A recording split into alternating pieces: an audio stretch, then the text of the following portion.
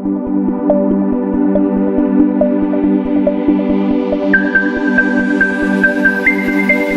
दोस्तों, welcome back to our channel movie for explain. दोस्तों, आज हम इस वीडियो में 2022 में आई मिस्ट्री थ्रिलर मूवी मारिच का एक्सप्लेनेशन करने वाले हैं। इस मूवी को IMDb पर 9.8 आउट ऑफ 10 की एक शानदार रेटिंग मिली है। साथ ही 90% गूगल यूजर ने इसे पसंद भी किया है।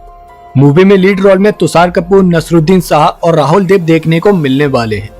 मूवी की स्टोरी में दो लड़कियों को उनके फ्लैट पर बहुत ही बेरहमी से मार दिया जाता है, जिसकी इन्वेस्टिगेशन एक पुलिस ऑफिसर करता है। अब क्या वो रियल किलर तक पहुंच पाता है और कौन है वो रियल किलर, जानने के लिए इस वीडियो को लास्ट तक जरूर देखना, क्योंकि आपको मूवी में बहुत सारे ट्विस्ट देखने को मिलने वाले हैं। साथ ही चैनल को सब्सक्राइब करके वीडियो को लाइक भी कर देना। तो चलिए बिना किसी देरी की मूवी शुरू करते हैं। मूवी की स्टार्टिंग में हम famous celebrity photographer jam Mehta को अपनी वाइफ के साथ एक पार्टी में देखते हैं, जो कि एक मॉडल रीना की बर्थडे पार्टी होती है और रीना जैम मेहता की गर्लफ्रेंड होती है। पर कुछ दिनों से उनके बीच कुछ मतभेद हो गए थे।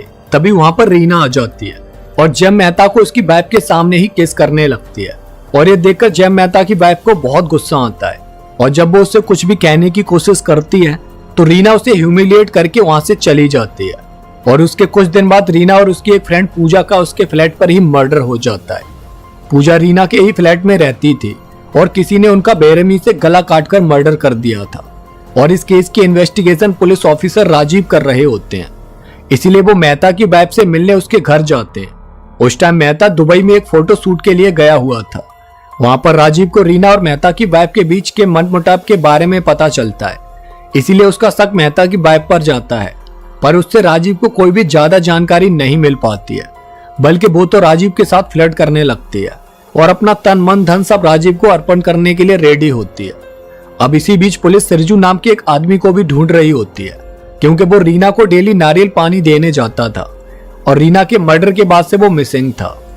अब नेक्स्ट सीन में राजीव फादर लोबो की ग्रैंड डॉटर लीसा से मिलने हॉस्पिटल जाता है। ड्रग्स ज्यादा लेने की वजह से उसकी तबीयत खराब हो गई थी, इसलिए उसे डॉक्टर की ऑब्जर्वेशन में रखा गया था।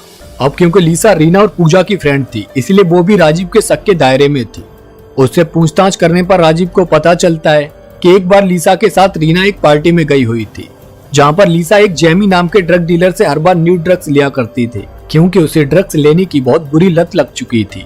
उस दिन लीसा के साथ रीना ने भी ड्रग्स लिए थे। उसके बाद जब वो रीना को लेकर घर पर आ गई तो रीना काफी नशे में अपने सोफे पर लेटी हुई थी। तभी लीसा ने सिरजू को रीना के करीब जाते हुए देखा था, पर लीसा को देखकर वो वहां से भाग गया था। उसके बाद डॉक्टर राजीव को बताते हैं कि लीसा की बॉडी में कई तरह के न्यू ड्रग्स के ट्रेसेस मिले हैं। और तभी हम जेमी और उसके एक फ्रेंड को देखते हैं, जो अपनी लैब में न्यू ड्रग्स के एक्सपेरिमेंट कर रहे होते हैं। वो वहां पर न्यू ड्रग्स इन्वेंट करते रहते थे, पर इसके साथ ही जेमी ऑर्फनेज जाकर अपनी कमाई का एक हिस्सा दान भी करता था। उसे वहां के बच्चों से बहुत प्यार था, क्योंकि वो खुद भी ऑर्फनेज में ही बड़ा हुआ था। पर वहां का केयर टेकर महेश जेमी से ऑर्फनेज आने से मना करता है, क्योंकि उसे लगता था कि उसकी वजह से बच्चों पर गलत असर पड़ेगा। अब क्योंकि लीसा ने जेमी के बारे में राजीव को बता दिया था, इसलिए वो लोग उसे पकड़ने के लिए क्लब में आते हैं, जहां पर पुलिस को देखकर जेमी अपने फ्रेंड के साथ वहां से भागने लगता है। पर पुलिस भी उसके पीछे जाती है, जिसमें जेमी तो वहां से भाग जाता है, पर राजीव उसके फ्रेंड को पकड़ लेता है। और उससे पूछने पर राजीव को पता चलता है कि वो अपनी लैब में न्यू ड्रग्स इन्वेंट करता रहता है और उन्हें एक्सपेरिमेंट करने के लिए वो उस ड्रग को लीसा को टेस्ट करने के लिए देता है, क्योंकि लीसा को न्यू ड्रग लेने की आदत जो थी। इसके अलावा उनका रीना के केस से कोई भी वास्ता नहीं है। उधर कमिश्नर राजीव से केस को सॉल्व करने के बजाय जल्दी क्लोज करने के लिए कहते हैं। तभी राजीव की मुलाकात वहां पर कमिश्नर की भतीजी पायल से होती है, जो किसी टाइम उसकी कॉलेज फ्रेंड भी थी।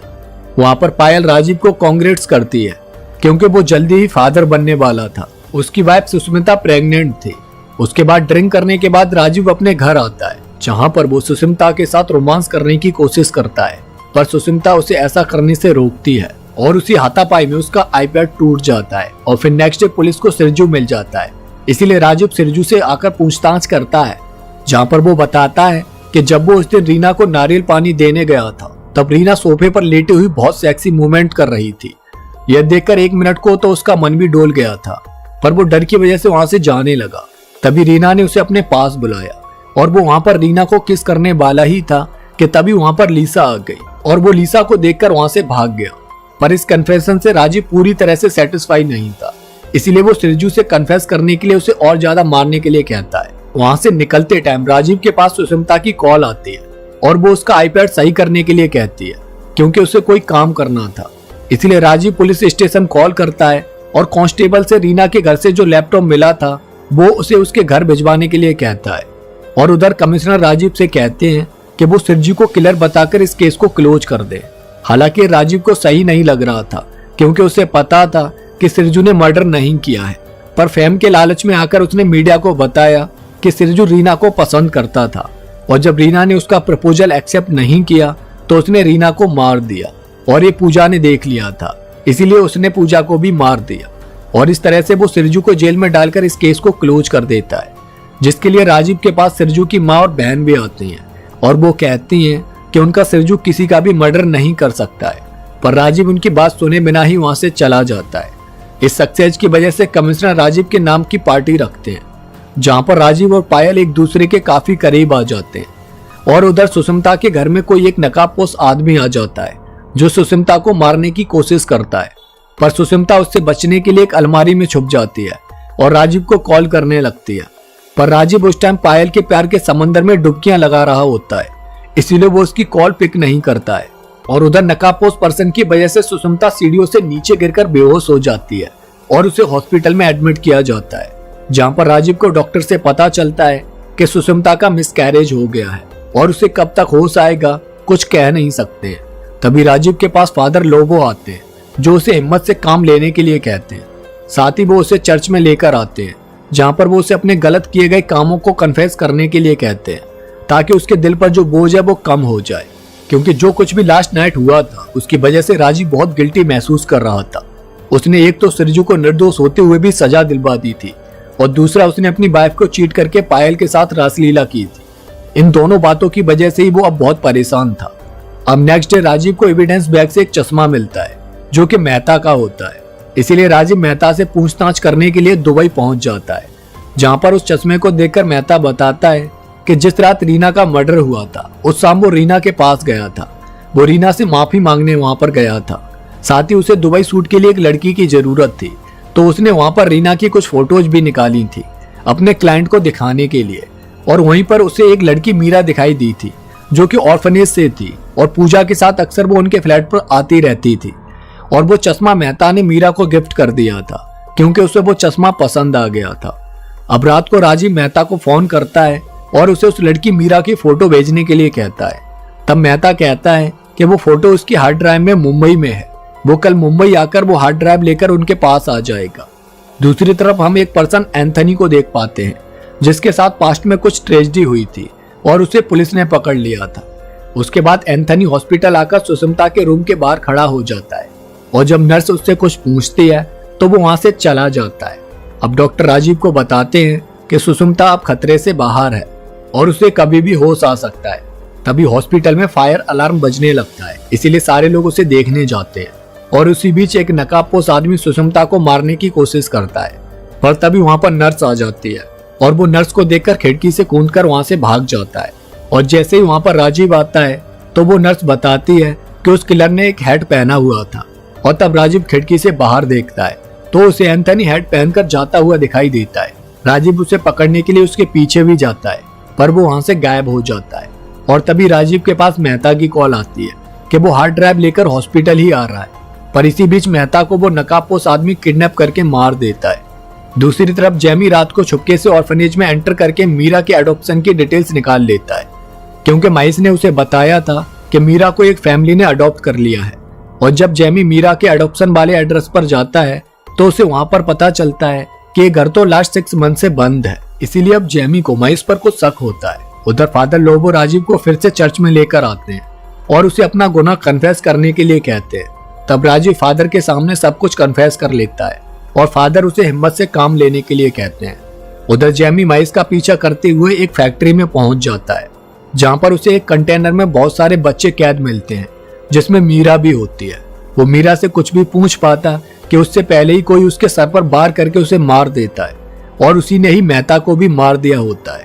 उसके बाद पुलिस स्टेशन में राजीव को याद आता है कि उसने पूजा के लैपटॉप को अपने घर भेजने के लिए कहा था और जब वो इस बारे में कांस्टेबल से आकर पूछता है तो वो कहता है कि उसने कोई भी लैपटॉप उनके घर पर नहीं भेजा। इसलिए राजीव को लगता है कि शायद उसी लैपटॉप को लेने के लिए किलर सुष्मिता के घर पर गया होगा। इसीलिए वो उस लैपटॉप को एक हैकर से जाकर चेक करवाता है, जिसमें उन्हें कुछ भी नहीं मिलता है। पर जैसे ही वो हैकर राजीव के फोन को चेक करता है तो उसे पता चलता है कि राजीव की सारी कॉल्स को कोई रिकॉर्ड कर रहा है और इसीलिए ही वो राजीव की हर एक मूवमेंट पर नजर रखे हुए है। अब उस नकाबपोश वाले किलर को पकड़ने के लिए राजीव अपने फोन से कांस्टेबल को कॉल करके बताता है कि सुष्मिता को होश आ गया है, इसीलिए वो उसे लेकर अपने घर जा रहा है। क्योंकि राजीव जानता था कि सुष्मिता को मारने के लिए वो किलर उसके घर जरूर आएगा, इसीलिए उसने ये प्लान किया था, जबकि सुष्मिता अभी भी हॉस्पिटल में ही थी। और जैसे ही वो नकाबपोश किलर राजीव के घर पहुंचता है तो राजीव उसे पकड़ने के लिए उसके सामने आ जाता है, पर वो किलर वहां से भागने लगता है और काफी देर चेजिंग करने के बाद राजीव उसे पकड़ ही लेता है। और तब हमें पता चलता है कि वो नकाबपोश पर्सन एंथनी नहीं होकर महेश होता है, जिससे पूछताछ करने पर राजीव को पता चलता है कि महेश ऑर्फनेज के बच्चों को बेचा करता था, यानी वो चाइल्ड ट्रैफिकिंग किया करता था और इसमें उसका साथ पूजा भी देती थी। जब महेश को पता चला कि राजीव पूजा के लैपटॉप को अपने घर भिजवा रहा है तो वो उस रात उसी लैपटॉप को लेने के लिए सुष्मिता के घर पर गया था, क्योंकि उसे लगा था कि उसमें कुछ डिटेल्स हो सकती हैं।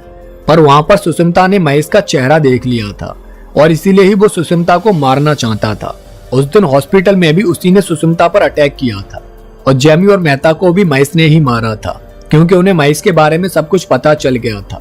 पर रीना और पूजा का मर्डर उसने नहीं किया था। तभी हमें पता चलता है कि लीसा एंथनी की बेटी थी और उसकी वाइफ जेनी के मर जाने के बाद वो अपने ग्रैंडफादर लोबो के साथ ही रह रही थी।